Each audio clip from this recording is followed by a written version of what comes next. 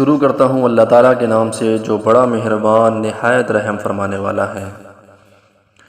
نبی کریم صلی اللہ علیہ وآلہ وسلم نے فرمایا، جس نے کسی کی غلطی کو معاف کر دیا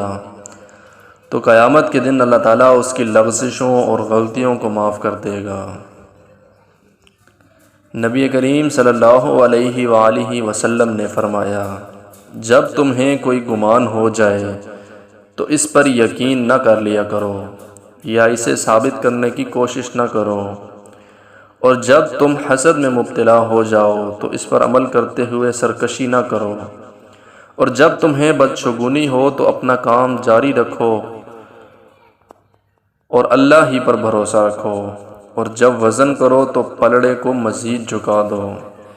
اللہ تعالیٰ سے دعا ہے اللہ تعالیٰ ہم سب کو آپ صلی اللہ علیہ وآلہ وسلم کے مبارک نقش قدم پر چلنے کی توفیق عطا فرمائے، آمین۔